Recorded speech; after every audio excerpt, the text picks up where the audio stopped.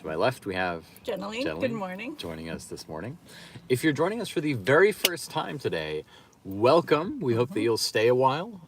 This is a weekly introduction to theory class that I've been teaching for the past 2 years. We travel and we teach. We're like the magic school bus of philosophy over here. And if you're a beginner, that's totally fine. You can join us today. You don't need there's no prerequisite knowledge.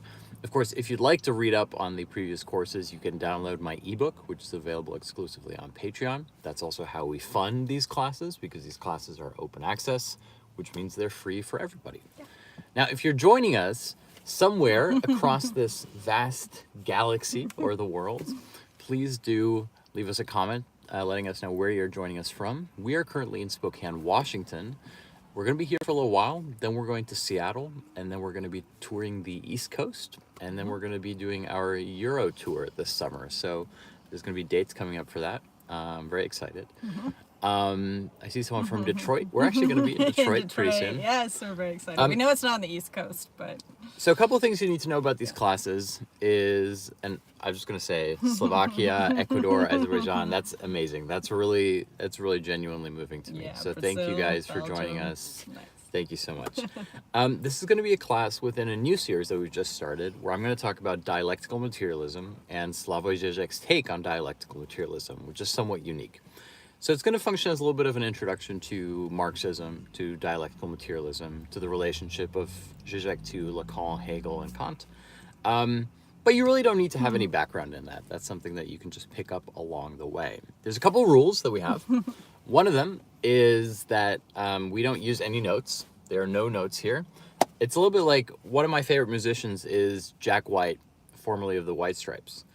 And he has this thing where for every concert that he plays, he doesn't use a set list. So he just sort of goes where he feels like people want to be. And that's kind of the inspiration that we have for these classes, which is like, we have no notes. There's no secret list of things that we're going to cover that I want to say. But the classes are not improvised. The classes have a very determined structure. I know what I'm doing, where I want to go, more or less. But we try to give these classes... You know what the songs are, you just don't know how they'll come together. I think that's a perfect metaphor. Yeah, exactly. We're trying to give this sense... We want this to feel like there's stakes, like it means something, like it's live, like it's not rehearsed. And we hope that energy of thought and action, thought and motion reaches you guys wherever you are, and hopefully sparks thought for you as well. So yeah, that's pretty much it. A very big thank you to our patrons. Yes. I don't know if there's anything you'd like to, as the Patreon manager, if there's anything you'd like to... No, the Patreon is still up and running very well. We're almost at 1 full year. I think mid-February is when we started it 1 year ago, and we had no idea what to expect when we started it, but it's really been a success thanks to you guys, and thanks also to your feedback about ways to make it better and content that you'd like to see. So we've had a lot of requests about,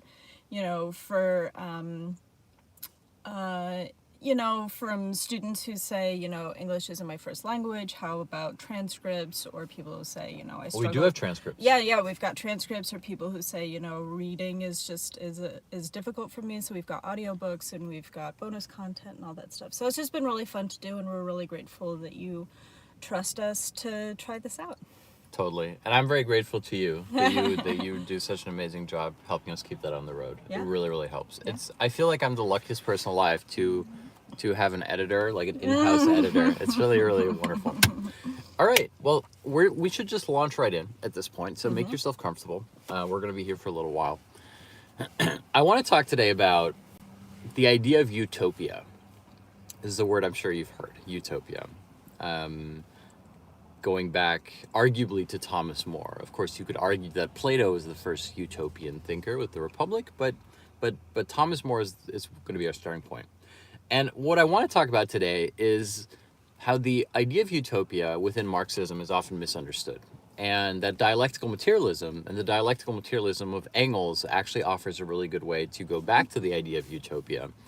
And my argument in this class is that the first utopian thinker was in fact Jesus, was in fact Christ, according to the Gospel of Luke.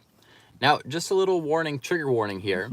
This is not going to be a religion class. There's no religious agenda. I'm interested in Christian theology, but I am not myself a practicing Christian. So before you think that this is it's not a sermon. there's theology. yeah, well, there's this law which is that you should avoid projecting your own beliefs onto figures like Christ, because everyone has their own version of Christ. Like, Christ was a vegan, Christ was an omnivore. Like, it's very easy to do that. But I'm going to point towards the three parables that are in the Gospel of Luke and explain how we can see a relationship to dialectical materialism in those. Anyway, let's start with the idea of utopia for a moment. It's funny that one of the most common way in which people think of utopia today is a utopian state or a utopian society. And Thomas More already warns that utopia can easily be mistranslated into utopia. Now, utopia and utopia sound the same, but the crucial difference is that utopia is with a U, and utopia is with EU. Now, EU goes back to the Greek EU being good. So it is topos of you, a good place, like the television series, A Good Place. But utopia, as we use the word, with simply the letter U, utopos, is a no place, a place of no place.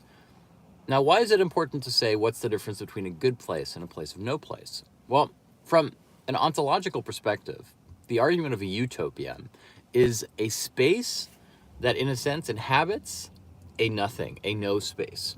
And most people interpret that as, well, it's in the future, so it has not yet been found on the map.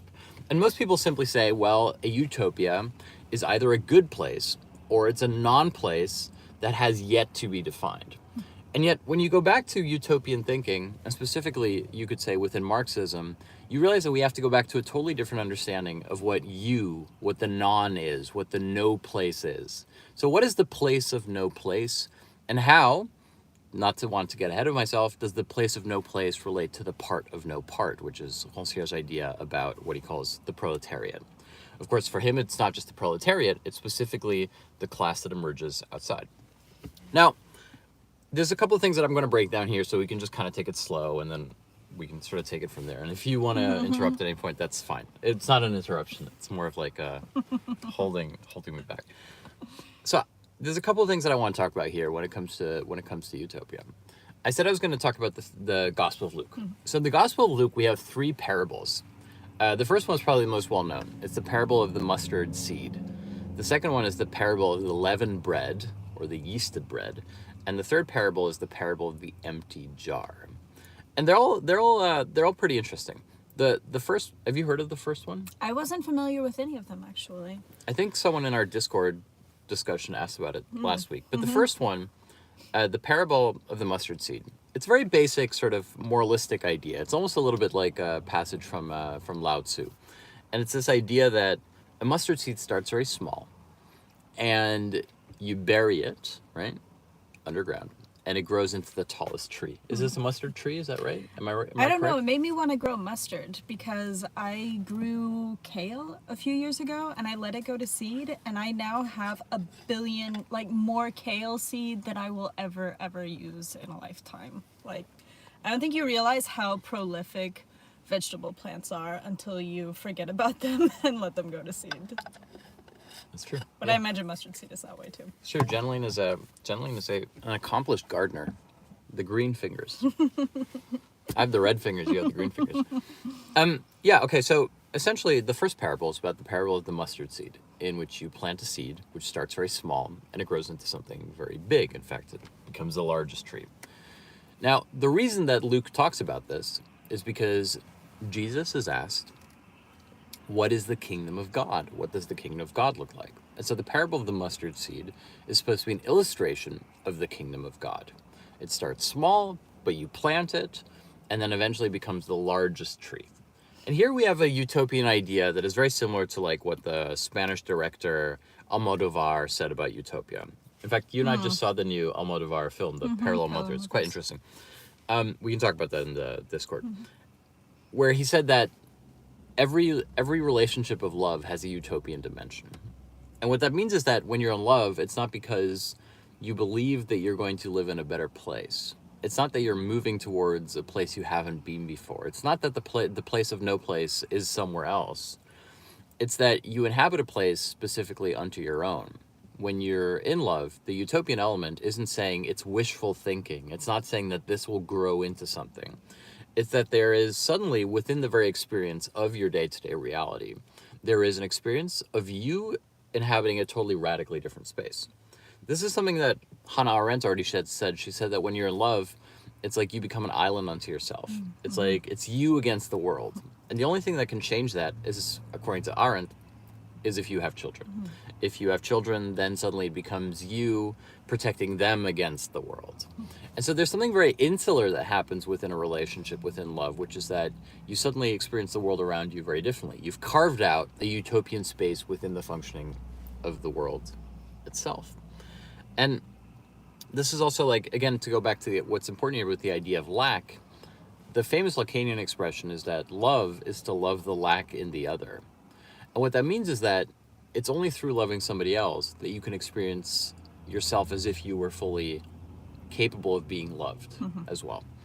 And so it's not that you think that the other person is completing you, which wouldn't be a very healthy attitude towards love. It's specifically that you love the thing in the person that goes beyond the person. In other words, the person, in a strange sense, becomes an empty vessel for you. You love the person not for what they are, you love them for what they are not. And that emptiness within that person, that potential, is what you enjoy filling in. And so you perceive their lack as precisely that through which your own subjectivity can become fulfilled. Which is quite romantic in a sense, because it's not just saying you have two people who meet who are very compatible. This is also Kierkegaard's argument about, and I may have said this before, I'm sorry if I'm repeating myself, this is Kierkegaard's argument about, like, you should never have a type. You should never have a list of requirements or demands that you have apropos the world. On the one hand, it's not a bad thing to say I have standards. But on the other hand, if you have a type, it means that there's certain particular features that can be met. But that also means that they could be met better. So if you have a type and you're with somebody, then technically it's possible that someone comes around the corner who is more your type. At which point you would leave them. That's something that Kierkegaard already says.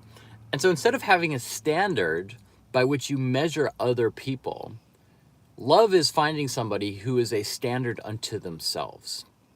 And that's the Kierkegaardian definition of love. Now, this means that it's not that you have a type and you meet your type, it's that that person becomes your type. And so the type is something that emerges retroactively, specifically through a fall into love. That's the whole point of falling in love. It's not an ascent. It's not I have a list of requirements and once we've ticked off the boxes, I'm in love. Love is something that happens to you that retroactively totally restructures the way in which you experience reality. That's such good insight. I never think of, like, Kierkegaard as a particularly good philosopher of love, but that's a really, if anything, it becomes the standard rather than measuring up to the standard. I mean, if anything, you have to see Kierkegaard as one of the philosophers of love, because he leaves his love famously in order to become a philosopher, because he has a higher ideal of love. I mean, he's a very broken person in many ways. Anyway, what I'm talking about here is that we have a relationship towards how something emerges in the world. Is love a seed that you buried in the ground for later, or is love something that actually emerges through entering into a sort of a non-space? But with the first parable of Luke, the idea of the mustard seed, we have a figuration, essentially, of what the kingdom of heaven would be according to Christ. The idea that you have something small that you hold in your heart, you bury it in the ground, and it becomes very, very big. The utopian element here is, of course, that the non-space is something that has not yet grown. So every seed contains within itself the kernel of its own becoming. This is a classic Hegelian image that we see within Hegel as well. You could also see it refracted within Heidegger. It's that the process of the seed already contains in its elementary form the tree. Technically, the tree is not the opposite of the seed. It is the seed in its own becoming. The seed becomes its own opposite by means of doing this. Okay, I was gonna make a reference to a really old movie that nobody knows, and I realized we should just keep going. And so, okay, so here we have the first parable. So what is the second parable? And actually they get more interesting. The first one I think is the least interesting. The first one is two too, I don't know, it's too cliche almost, right? The second parable is perhaps my favorite parable, and it's the parable of the leavened bread, the parable of the yeasted bread, which again I think Jeneline will enjoy because Jeneline's not only a very accomplished gardener but also a very accomplished baker. I mean, you bake every day pretty much, and so the parable of the yeasted bread is, as Luke tells it, is Jesus is asked, "What is the kingdom of heaven?" And Christ says, "The kingdom of heaven is like a woman who takes some yeast and puts it within the dough." You can fact check me here, Jeneline. Puts it in the dough. And within, I think he says 3 weeks, but it's probably faster. Within a week, like 3 hours. within maybe. 3 hours, the entire dough is leavened. Is that more or less correct?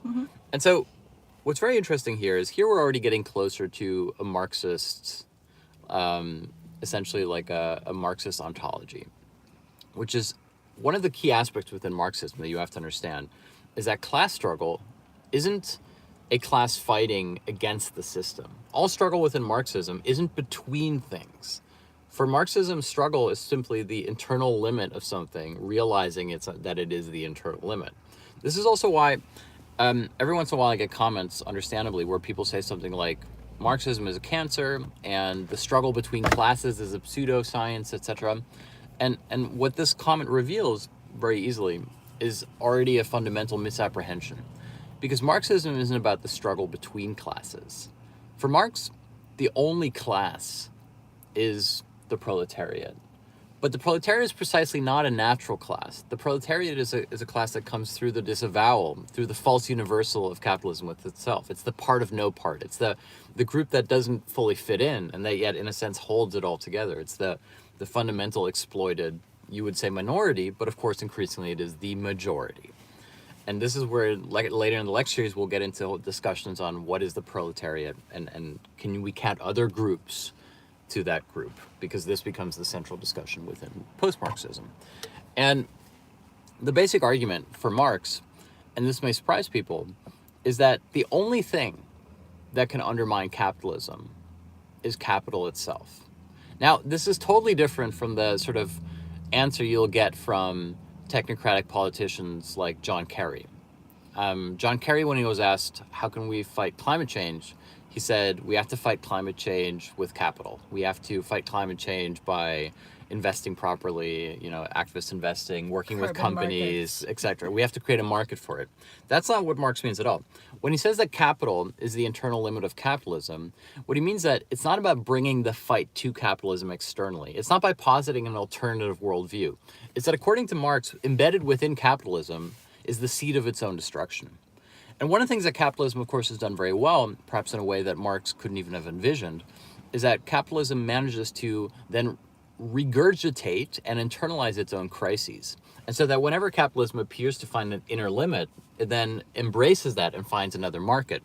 Whether you call it disaster capitalism, whether you call it opportunity and crisis, we're always confounded the way in which capitalism finds a way to feed upon itself.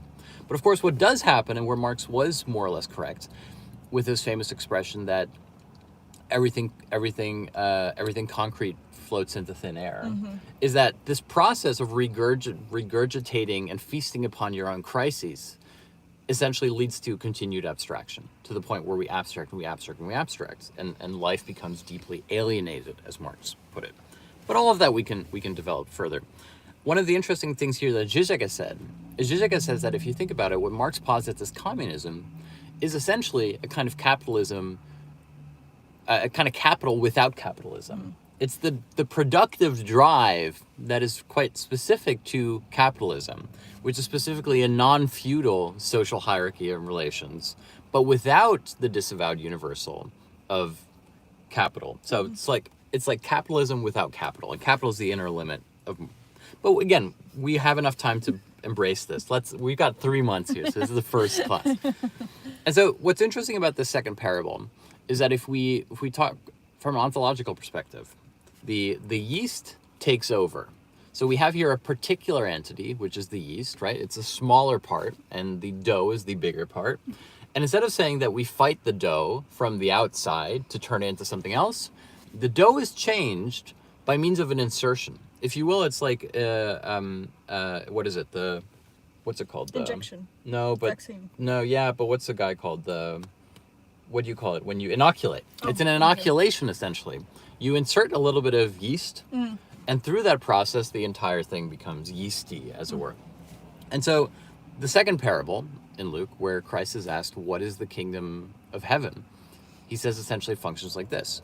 And so, if you compare the first two, in the first one, we have a particular entity, the seed, that grows into this universal becoming. The seed is pure potential. The seed becomes the tree. We have, within the seed, we already have the tree in its own becoming, which is literally an image that Hegel uses. It's always important to go back to Hegel and to realize just how Christian Hegel is as a thinker. Not because that means that he's a moralizing figure, but because you can start tracing these arguments back to the imagery that is used within Christian thought. Because one of the things that I'm trying to point out here, if you're patient enough with me, because I know I'm slow, is that these three parables, which are usually seen as figurations, as in like normative how to live, descriptions of the kingdom of heaven, are in fact a proto-philosophical argument about different forms of ontology. But we'll get there. I worry that I'm too slow, but no. It's okay. We've got time.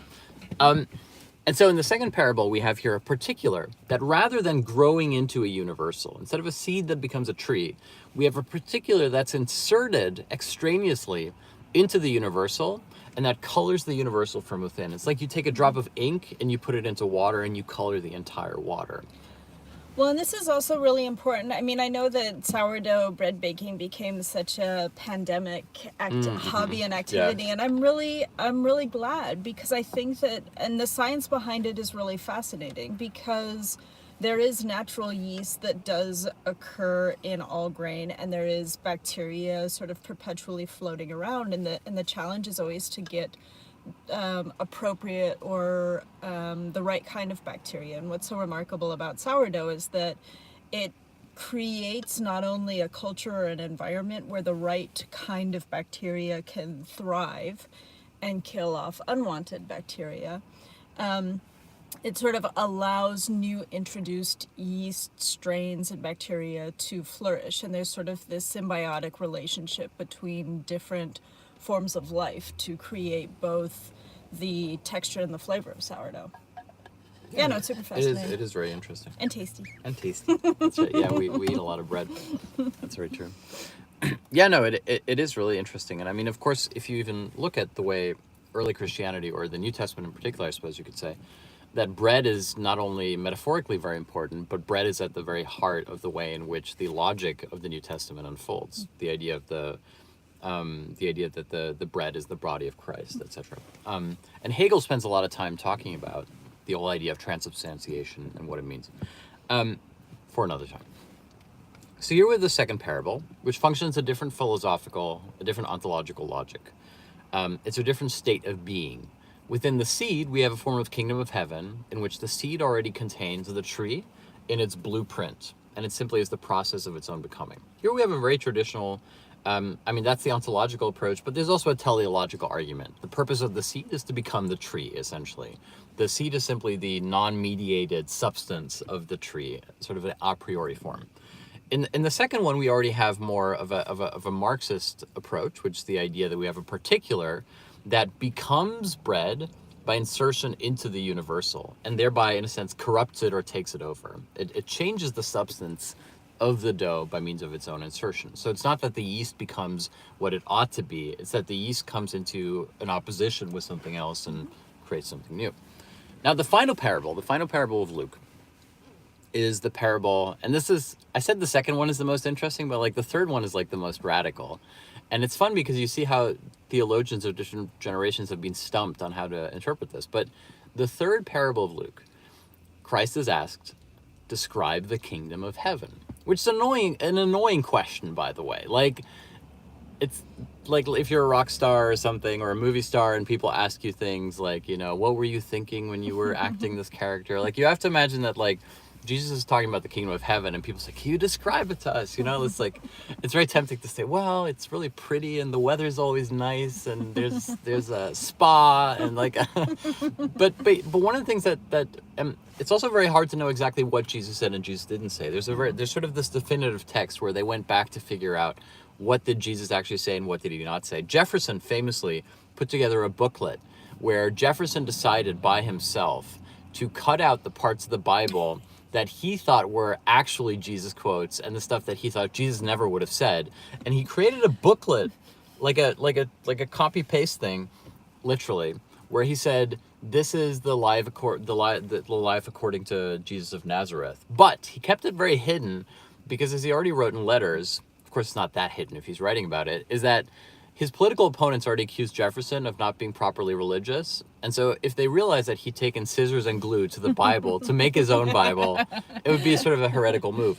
Now, unfortunately, what Jefferson did, which reveals in a sense the very limited thinking of Jefferson, is that Jefferson was still in this normative realm of theological interpretation, which is, I will live the way Jesus lived. And when you think that way, you have to treat Jesus as a historical figure, and then you have to start parsing out what did Jesus actually say and what did he not say. Let me be very clear. It's fundamentally uninteresting what Jesus actually said. The closer you get to Jesus as a historical figure, the less interesting it becomes. What's interesting is precisely the way in which the texts of the New Testament and the Gospels are trying to make philosophical arguments and doing it through a lens of Christianity. This is why ultimately Paul is much more interesting, and Luke and Mark are much more interesting than anything Jesus probably ever said by himself. Also keep in mind that Jesus was very cryptic. Like the whole point of Jesus being a sage and a wandering sage, if we want to go to the historical part of it, is that Jesus's teachings were very ripe for theoretical use because they could mean anything essentially. I mean, most of them were both very universal. Everyone should be able to understand them. Like the parable of the coin. The woman loses the coin and then she finds it again. She's happy. Everybody gets that. Like everybody's lost money and finds it and is happy. Anyway, shall we? Definitely flipped over the tables of the money changers in the temple. True. Although one of the interesting things. Sorry, I don't want to sidetrack us too much. I mean, we can talk about this in the Discord, but there's been this like resurgence of left-wing theorists who are like trying to reclaim Jesus as a communist, and I'm always very suspicious of this. Like people like Terry Eagleton do it well, and then there's other people who don't do it as well. I don't think Jesus was a communist. I think it's not a very interesting thing to say. But I'm the one talking about the parables of Luke and dialectical materialism. But it's illustrative. It's supposed to be an example. So, okay, the last parable. The last parable, thank you for your patience, is the parable of the empty jar. And it's actually with the last parable where we're getting very much into the realm of Slavoj Žižek's thinking and his idea of less than nothing. It's the idea. Anyway, we'll get there. And the parable of the empty jar is Christ is asked, well, what is the kingdom of heaven? And he answers, the kingdom of heaven is like I think it's a woman, walking with a jar of sand through town, taking the jar home. I suppose it's sand. It could be something else, but a jar of sand. And there's a little leak in the jar, and she's leaving a trail of sand behind her until she gets home and puts it down and realizes that the jar is in fact empty. She has emptied it out while she's going. Now, this is the parable that has really stumped theologians, because unless you see the ontological argument in it, unless you see it as a parable of three different types of ontology, it makes almost no sense. It's beautiful how, I mean, I don't want to be too judgy, but it's beautiful how when you look online, for example, people try to wrestle with this. So one of the common interpretations is, well, everybody holds a seed of goodness in their heart. And if you do things that are bad, like walking through town, you will slowly lose your essence to the material world. And then you come home and you realize that you're alienated. You're now an empty vessel. Like it's metaphorical about like how you spend your time and your life's energy. Or other people see it as like an hourglass with sand running through it. And that while you're walking through town, in a Paulinian sense, like, you know, every moment is your the closer to your last. That's like.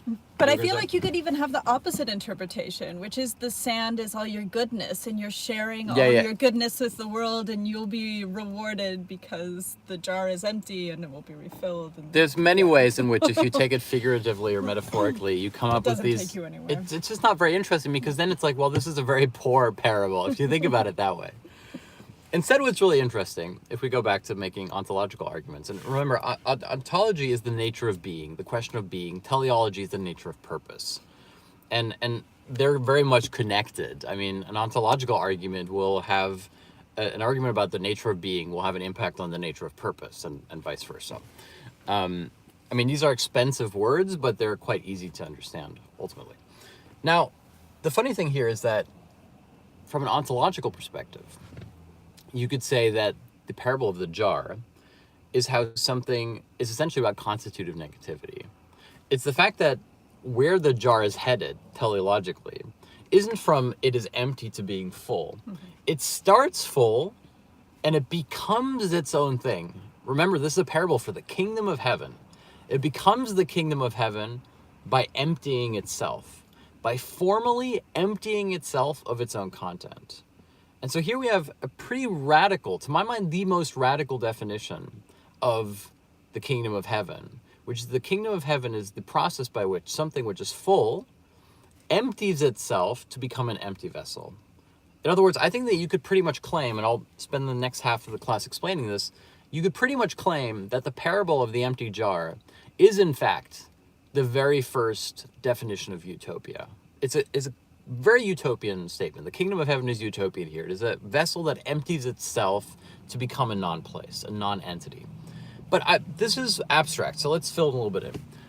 A fun experiment that we can do, if you will indulge me, you are already indulging me, so thank you, would be to say, what if, because, I mean, this is so obvious, like, this is like, I mean, obvious as in, like, it was obvious when I looked at it, like, I was like, whoa, how does nobody else see this? Is Engels, Marx and Engels' 3 laws of the dialectic are basically in the parables here. So what are Engels' 3 laws of the dialectic? The 3 laws of the dialectic are Engels' essentially version of trying to take Marxism and make it into dialectical materialism. So the 3 laws of dialectic are the unity of opposites. Secondly, we have the process from quantity into quality, and vice versa. And finally, we have the famous negation of negation. For those of you who are a little bit into Hegel, this will be, I don't know, exciting, perhaps. Because we didn't really do negation of negation in the previous class. And it's kind of like it's a little bit of a joke that I have, where it's like we're only doing negation of negation now that we're getting into dialectical materialism. Anyway, so the unity of opposites is the basic idea that everything in the world can be understood according to a dialectical process in which we have 2 opposites that clash. We have things that are in mutual opposition through which they become one, essentially. Or you could be a Maoist and you could think that the only truly universal state of being is this clash. Mao didn't actually believe in the other 2 layers. He thought that if you want to like have Mao in a nutshell, Mao simply argued that the only real dialectic was the unity of opposites, and that the negation of negation and the process from quantity into quality and vice versa were pseudo problems, essentially, which is very limiting. It's very, very limiting. But I'm sorry that I keep saying that's for another day, but we're early in the series, you know? Okay, so essentially the unity of opposites is this idea that we have 2 clashing things, and we have like something new that comes from it. On a very basic level, you could say we're still in the realm of thesis, antithesis, synthesis here, right? Thesis A, B, antithesis, they clash, we have the third thing. Which Hegel, of course, doesn't actually argue, right? I mean, Hegel doesn't argue that you have an ABC development. Again, we will get there. And so the second one is a little bit more interesting, for me at least, which is the process by which you go from quantity into quality and vice versa. The classic analogy that is used for this, and I think it's from Aristotle, is the grains of sand. So the idea is that at what point do individual grains of sand become a pile or a mound of sand? So you could do 1 grain, 2 grain, 3 grain, you're basically piling them, but at a certain point it becomes a pile.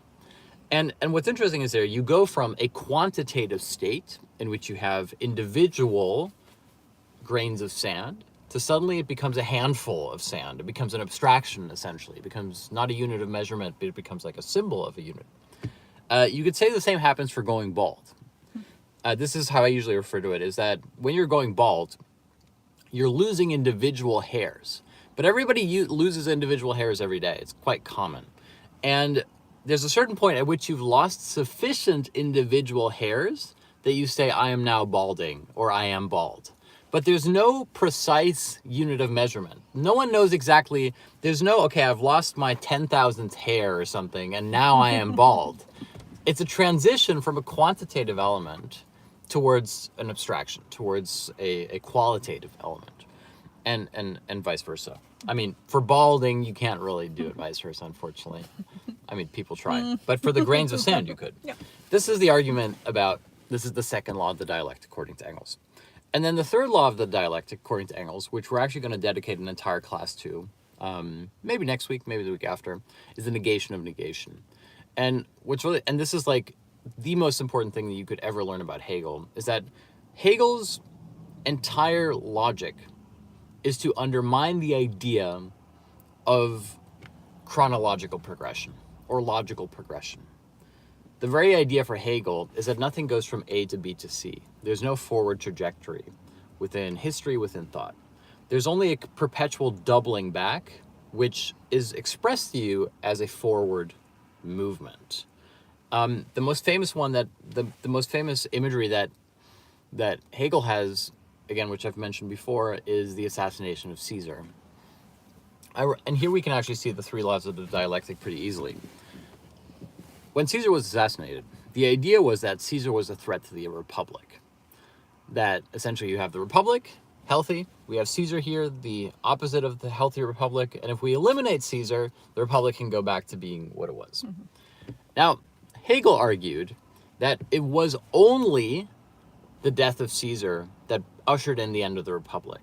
In other words, it was only through the death of Caesar that you get into the Augustinian realm, which is the longest non-democratic, well, I was going to call it empire, but it's not empire in like the way in which we use it today. And Hegel's argument here is essentially that history doesn't move forward. It's not that you have the republic that's healthy that becomes increasingly unhealthy.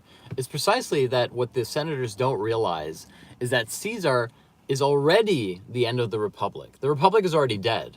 And by killing Caesar, they simply formalize that which has already happened. Of course, you can draw a little bit of a chilling analogy to what's happening with Donald Trump and Joe Biden right now, which is that the Democrats presented Joe Biden as being a return to democracy, a return to civic values, a return to normality within American public civic discourse. But in a sense, it's already dead. We've already crossed that bridge into obscenity, into far-right conspiracy thinking, into a new stage of what the American political project is. And by means of having Biden, we haven't returned to it. We've simply, in a sense, we've covered over what has already been lost. Mm-hmm. This is not to advocate the assassination of political leaders, by the way. I hope that should go without saying.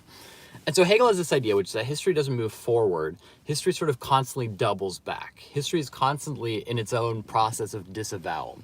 And this is something that, on a historical level, he calls negation of negation. Of course, there's also a philosophical, ontological argument about the very nature of being itself, where for Hegel, there is no a priori positive being. That being is always posited as a covering of a certain lack, constitutive negativity.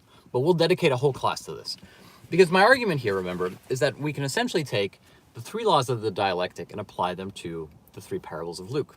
And if you've been with my classes for a little bit longer, or if you've read the book, The Vanishing Mediator, which came out last week, you could actually find something similar that happens within Kant. Remember we talked about Kant having three layers of negativity? Mm-hmm. We have the negativity between things, you have the negativity within things, and then you have the negativity that emerges as the constitutive factor of being itself. That is the three laws of the dialectic. I just didn't make it explicit for you guys because sometimes we just don't have time to be that clever or that like sneaky. But you see the same thing essentially in Kant, those three levels of negation that become important for Hegel, that become important for Marx and Engels. There's a continuation of that argument. Now, if you take those three laws of the dialectic, or the three Kantian types of negation, you can find those precisely within the parable of Luke. The parables of Luke, 1, 2, 3, follow the same pattern. In the first one, the seed growing into a tree. Now, you have here the unity of opposites, essentially, which is that we have the seed, which contains within itself the becoming of tree, and yet has to grow into tree. It has to make the transition from seed to tree. Of course, you do this with water and light, and you bring other things into it, and it becomes. We have here a formal becoming, essentially, through a kind of opposite process. In the second one, in the second parable, the parable of the leavened bread, we have here the idea. Sorry, I'm getting like a little bit mixed up here. We're juggling a lot of pieces here. From quantity into quality and quantity into quality. We start with a specific quantity of yeast, and yet by insertion of the yeast into the bread, we end up with yeasted bread. It goes to a qualitative state. It's a quantitative element that goes into a qualitative state. And finally, we have the negation of negation with the parable of the empty jar. Remember, the empty jar is, it's actually a really good imagery for how negation of negation works, which is that, and what I usually refer to as constitutive negativity, which is the jar being full moves forward in time whilst emptying itself of the sand to emerge as the positive entity of jar without sand. We're actually already here, without realizing it, at Zizek's joke about the coffee without cream. So Zizek's joke about the coffee without cream is he says a man goes to, it's from an Ernst Lubitsch film. A man goes to a coffee shop, and he says to the waiter, "I'd like to have coffee without milk." And the waiter comes back and says, "I'm very sorry, sir, but we don't have any milk. However, I can offer you coffee without cream." Now, you would say to yourself, coffee without milk and coffee without cream are essentially the same thing. It's black coffee. And yet what Zizek has argued continuously throughout his career, and we can start understanding why it's important, is that the way in which we count negativity is important. That the way in which you fill in the negation, the way in which you positivize nothingness, has itself meaning. That there are different ways that you can fill in the empty space. And so that a coffee without milk, while it may seem formally the same as a coffee without cream, is substantially different depending on how you value or attribute negativity. In the same way that you could say that the jar without sand is not just a jar without sand, it's a jar without sand. It is the constitutive process of emptying itself of its formal content into a vessel of negation, or what Zizek calls less than nothing. The less than nothing is what comes after the nothing part. This is the utopian element. It's the shedding of your own positive content to be the empty vessel of your own becoming. From an ontological perspective, we have here again three different approaches. We have the first approach within the first parable, which is the process by which something starts as the miniature version of what it already is, right? The tree is already in the seed and it becomes the tree. Kingdom of heaven is already in the seed. It simply has to have water and light and becomes it. You nurture it, you grow it. In the second approach, we have the idea that you essentially have something which is extraneous and that yet through a form of inoculation almost creates the thing in its own form. It's a very different ontological approach. There's nothing in the yeast that has to be grown. It's that the yeast has to be turned into an external something and grows from within. In the final one, we have essentially the Hegelian ontological approach, which is that you don't have anything to begin with from which something grows. The sand is meaningless. There's no heaven that comes out of the sand. The sand isn't inserted into the bread to make sandy bread. Instead, you have the jar with the sand, and it's only through the positive forward process of emptying out the jar that the vase in its essence emerges. And so from an ontological perspective, we've actually made a leap towards three different teleological approaches. Now remember, Zizek's teleology is the teleology of negation, by which you don't fall from something, the thing emerges through its own fall. Now let's make again the teleological argument. You go back to the first parable. In the first parable, you have the idea that something exists a priori in its own pure potential, and it becomes that which it always had to be. We have here a very definitive, deterministic almost, teleological approach. The mustard seed can only become a mustard tree, can't become anything else. In the second parable, the parable of the leavened bread, you have here something which isn't, as of yet, something which has its own being. It has to be inserted into something else through which it manifests. And it kind of becomes like the synthesis of the two things. But of course, one of them over-determines the other. Now, in the third one, we have finally the teleological approach, by which the thing only becomes its true content, the kingdom of heaven, by means of emptying itself out of its formal content, which is the exact opposite of the seed. The seed grows into the big being, whereas here we have the starting point, the sand, has to be taken out for the jar to become what it had to be. And so I think the only way that you could read the parables of Luke is precisely to put them in that progression of three and to see in them a teleological argument about the very nature of the kingdom of heaven. In other words, a teleological argument about the purpose of utopia. Now, there's a couple of things that we have to say here finally to wrap this up. Am I going too fast? No, I'm with you. I kind of wanted to make this class more fun, like to put like, I don't know, like more like movies or jokes in it, but this is just something, I thought that this was really interesting to me. And if it's interesting to me, then I hope it's interesting to other people. Well, and I think that it can be really difficult. I mean, when you're looking at like constitutive negativity in its sort of proper philosophical form, it can be very abstract. So I appreciate that you're starting with, I mean, I understand that a jar that empties itself seems It's still very abstract. very simple, but it's a helpful tool. Right. So let's go back to the idea of lack for a moment. So what I'm trying to do in this class is actually to give you an indication already what the title of this series is. So as I said last week, the title of this series is Where Nothing is Lacking. And what's really important here is that the idea of where nothing is lacking is supposed to be a play on the idea of utopia itself. In other words, think about the sentence structure, where nothing is lacking. This is a positive, indicative sentence structure. The nothing is lacking. In other words, nothing is a positive entity. It's the nominativus of the sentence that actively lacks. And so this is what utopia is. This is what, according to Christ, the kingdom of heaven is in the third parable. A nothing that actively lacks. And a nothing that actively lacks is essentially Zizek's version of less than nothing. It's the idea of the Hegelian teleological operation, which Marx then simply materializes. And so what's important to say is when we say where nothing is lacking, is it's an argument about the nature of being in which nothing is a starting point, as it were. And it's not that something comes into the nothingness that fills it in. It's that nothing has to be subtracted from itself, and that this is a positive continuation. Nothing lacks. So it's not that we're simply not missing anything. This is Lao Tzu. Lao Tzu has an argument. I don't want to be like Lao Tzu bashing, but Lao Tzu is almost a little bit too easy to comprehend. Lao Tzu has this quote where he says that, once you realize that, I'm going to butcher this, but it's like, once you realize that you lack nothing, you will need nothing, or something like this. It's essentially like an aphorism about how less is more, and you should embrace like a more minimalist style of living, etc., which is perfectly true. I mean, it's obviously better to have exactly what you need and to cherish it than to have tons of stuff in storage, but it's almost a little bit too easy to understand. Again, if you go back to the previous series in my ebook on Patreon, the transition from Kant to Hegel, you can see how there's a Hegelian argument that is unfolding here that we can actually find in the Gospel of Luke, which is this idea of what if the kingdom of heaven isn't a place?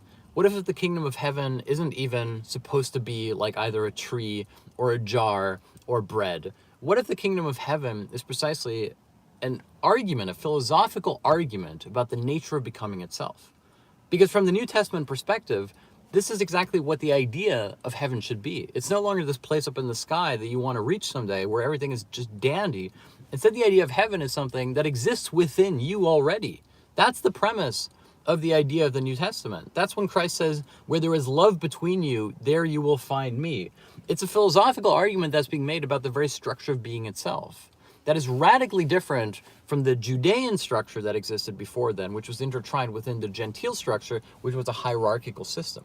Until then, the entire civic society had been a mirroring of the perceived transcendental dimension, which is that you have the higher order of God and the lower order of living, and that the civic structure represented that same structure of belonging. It's within the New Testament that we see a challenge to this, not a challenge coming from outside, not as we're going to raise an army or we're going to build a state that's going to be better than yours, but a logical undermining. Remember, from a Marxist perspective, the most powerful way to undermine something is to undermine it from within. Not because you're an infiltrator who's secretly going to open the doors to let in the Trojan horse. It's not a trick. It's specifically that the internal limit of a certain logic creates its necessity for the new. This is already happening within the Judean society. And what the New Testament provides here on an ontological, philosophical level is to say, what if we had a different way of understanding the necessity for how things become something?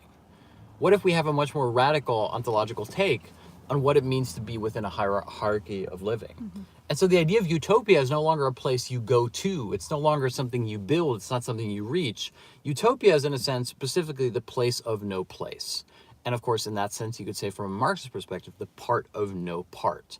And in order to understand that, instead of just seeing it as an abstraction where you're saying, well, it's excluded minorities, etc., because of course, excluded minorities are necessary in a way, which isn't to say that I'm endorsing it, but like, think about how the whole case system. The case system only works because you have the untouchables. The untouchables are literally the part of no part.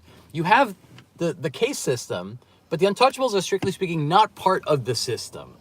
They're outside of the system, and yet they function as the missing link that keeps the system in place. Every hierarchical system has a space that cannot be properly integrated into the hierarchy that allows that hierarchy to continue. Something that isn't the lowest rung, it's the thing below the lowest rung. You could look at the same way, it's the population of incarcerated people who still perform work, whether it's factory work or working as firefighters, who are yet excluded from being properly working in themselves.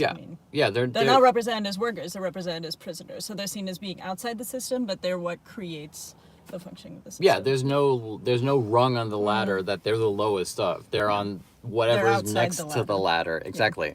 And so the Marxist idea, which you can trace all the way back, I believe, to the Gospel of Luke here, is that the utopian space, the kingdom of heaven, isn't out there. It's not something that is higher than the other systems. It's not within the order of being in that sense. It's actually the kernel of that which isn't yet. It's a non-place. And this is why it's so important that you end up with the jar. Because with the first parable, with the seed, you have something which in its own becoming becomes that which it already was. Something is small and it grows big. You start in a little room and you succeed, you go to a big room, etc. The second one, I know I'm repeating this a lot, but the second one, we have this idea where essentially you have something extraneous which is inserted that corrupts it. Almost like, let's say that like Jesus is an infiltrator and he's going to take over the system. It's the same argument which is very limited. This is the argument that Lenin was already upset about when the workers had this idea that, you know, once they take over the government, they will rule forever, etc. It's like, no, you're not taking over the government. You're actually going into a totally different system of being, a different system of governance itself. Mm-hmm. This is also why, to go back to what I said at the very beginning of the class, Marxism is not the struggle between classes. The proletariat, as Marx conceives of it, is not on the hierarchy of classes. It's specifically outside it. It's not a natural class. There's no natural identity of the working class. In fact, when the working class realizes its position within the hierarchy, it realizes that it's not asking to go up on the hierarchy, it wants to eliminate the hierarchy itself. Of course, when I use the word hierarchy, it's a little bit misleading, right? Because there's a strong contingent on the internet that goes, the only eternal substance is hierarchy, and communists think that we can get rid of hierarchy, etc. Communism would 100% have a hierarchy. Mm-hmm. It's not to say that jealousy doesn't exist, that power doesn't exist, that all these things doesn't exist. It's an argument about a different structure of need, a different structure of movement, of production. And Luke isn't talking about communism here. Luke is talking about utopia, the kingdom of heaven. And it's important to understand that if you want to talk about dialectical materialism or communism or Marxism, you have to stop seeing it as a place where the republic will be built. It's not utopian social thinking in that sense. It's specifically not the idea, which precedes Marx, by the way, of creating an experimental state in which things will be different. It's a philosophical argument. That is what Engels' contribution is through dialectical materialism. It's a philosophical argument as to the role of negation within the positive order of being itself. And it's only when you unravel that ontological and theological argument that you start seeing why Marxism is so interesting, why communism is so interesting. It's not just a project. It's not just saying, let's do things differently. It's specifically how from within there's an unaccounted force of the role of negation. And so when Marx, in the very beginning of Capital, says that he is a student of Hegel and that the entire thing should be read as if it were a continuation of Hegelian thought, that is the kernel that you have to bring out, which is the dialectic and the negation. And Hegel's main innovation, which we will see throughout this series, Hegel's main innovation is precisely to posit that there is no linear progression. The idea that Marxism is a determinism by which we have a teleological fixed system where we go from feudalism to capitalism to communism is itself a vulgar bastardization of what the more radical argument of communism is. If that is Marxism, then I'm not interested in it. And so the whole point here is to say, let's rehabilitate, which is something that Zizek has argued. Let's rehabilitate what makes Marxism and dialectical materialism so interesting, precisely by going back to this philosophical argument about the nature of being and the role of negation within the positive order of being. In other words, how negation of negation becomes one of the central principles of becoming, instead of just saying, let's have a logical forward progression of being. And so what we're going to do in the next couple of weeks, and I know that this is like, I want to keep it not too technical, but I want to basically, together with you, explore this argument that Zizek has about the rehabilitation of dialectical materialism, and to make the philosophical argument about the transition from Hegel to Marx. Because remember, in the previous series, we did Kant to Hegel. We went from transcendental idealism towards speculative idealism. What we want to do now is to go from this sort of mischaracterization of absolute idealism, speculative idealism, towards dialectical materialism. That's the transition we're going to make. And so all I wanted to do for today with you guys here in this hour was to say the idea of utopia is not the good place. It's not the physical place in which the experiment of communism will be successful or whatever. First of all, that's already completely failed historically. Secondly, utopia is about the non-place. It's about that which cannot be positively framed necessarily within the order of being. And that idea of utopia, which is an argument about constitutive negativity, can already be found within the Gospel of Luke's description of the kingdom of heaven. And so that we're not doing something that is completely unique to Marxism or dialectical materialism. That this is, in fact, the continuation of a millennia-long philosophical engagement that within the last 50 years, we've done our very best to ignore and to minimize and to trivialize and to turn into something that it's not. And that it is much more exciting and much more rich and much more intellectually stimulating when you properly go back through Hegel, through Kant, or even in this case, through the New Testament, to revitalize what was so exciting about the work of Marx. Because one of the things that I find really depressing is that people go to Marx and I don't know, this isn't their fault, this is often how it's taught, is that Marx just appears to you as like a second-rate political economist from the 20th century who had very little relevant things to say about today.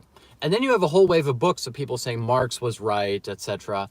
And what I want to do is I don't want to have a debate about how can Marx be applied to today. I want to discuss with you and in detail and hopefully in an enjoyable way, also using Zizek's argument, because you could see there's some elements of psychoanalysis here with the idea of lack in a constitutive sense, to go back and to unpick those threads within the philosophical argument, the progression from Kant to Hegel to Marx, and hopefully to make it stimulating to you in that way. So, thank you guys. This has been the first lecture. Last week was the introductory lecture, so you could call this the second lecture, but I think it's the first. And we're going to pick this up next week. Sounds good. I just want to say very quickly, thank you to our patrons who have joined us today. Thank you for everybody joining us from around the world. And if you'd like to join us for the Q&A, because we always host a 1-hour bonus discussion where we talk about everything, really. Movies, music, travel. Jokes. Philosophy. You can join us on Discord. That's our lowest tier on Patreon. We're going to take a 5-minute break. Then we're going to do a 1-hour recording on Patreon. We also release that as a podcast for our patrons. So if you become a patron today, you can download all of our bonus discussions. But most of all, I just want to say thank you so much for joining us. It's been our absolute pleasure. Yeah. Thank you, Jeline, for being here. Yeah. for editorializing already, because Jeneline is the one who prepares the transcript of this. So I just want to say thank you for all that work. Yeah, my pleasure. And thank you guys. Thank you for keeping us on the road. Thank you for allowing us to do this. And we shall see you next Monday, or we'll see you on Patreon. Take care, everyone. All right. Bye, guys. Have a great week. And see you soon.